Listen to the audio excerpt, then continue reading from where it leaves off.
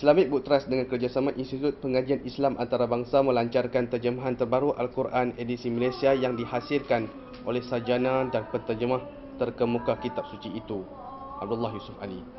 Majlis pelancaran tersebut disempurnakan oleh Pengarah Penyelidikan Jabatan Kemajuan Islam Malaysia JAKIM, Razali Shahabuddin, yang mewakili Menteri di Jabatan Perdana Menteri, Datuk Jamil Khair Baharom, di Institut Pengajian Islam Antarabangsa di Petaling Jaya.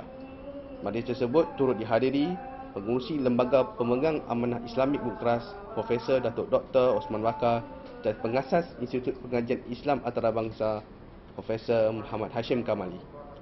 Dalam ucapannya, Dr. Osman berkata pihaknya menerbitkan terjemahan Al-Quran tersebut sebagai satu penghargaan kepada Abdullah yang berusaha untuk menyebarkan kefahaman tentang Al-Quran dalam bahasa Inggeris. Tambahnya, edisi Al-Quran yang dilancarkan itu adalah edisi Malaysia yang pertama setelah mendapatkan kebenaran JAKIM dan Kementerian Dalam Negeri. Dr. Osman berkata, kali ini keseluruhan teks Al-Quran itu dicetak dalam satu naskah yang unik. So I'd like to take this opportunity here to thank everyone who has contributed to the launching of this Quran. And just here that IBT is committed to producing quality books on Islam, especially titles which are no longer available in the market, which have been printed decades ago or 40 years, 50 years ago, but still of value. And of course, we also now translate from Arabic into English, from classical sources.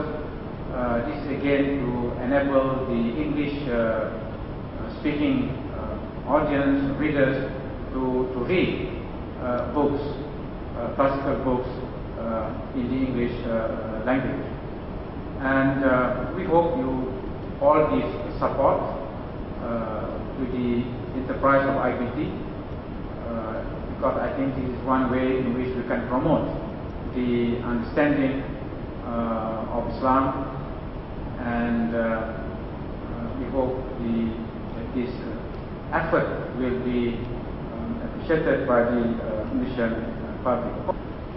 Indeed, it is for me a personal sense of pride and pleasure that we gather together over something that lay at the center of our faith, of our values in the Islamic civilization. That is the Quran. It is a blessed occasion in every sense, and we at this institute, the International Institute of Advanced Islamic Studies, we are doing research on a variety of themes of relevance to Islam and contemporary issues, with the express intention that everything we do, the research effort that we make, that we contextualize the teachings of the Quran, Sunnah, into the issues of concern to us today.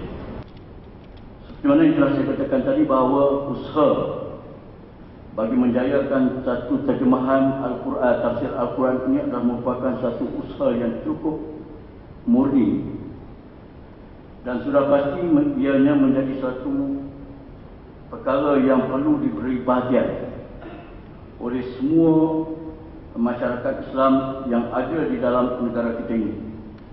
Kita doakan supaya hasil terjemahan Al-Quran ini dapat diinfakkan untuk umat Islam keseluruhannya, dan insya-Allah bukan saja kita dapat menginfakkan, bahkan kita hasil yang telah diusahakan ini akan mendapat barakah ataupun mendapat ganjaran yang setingginya daripada Allah SWT di atas usaha murni yang telah dijalankan ini.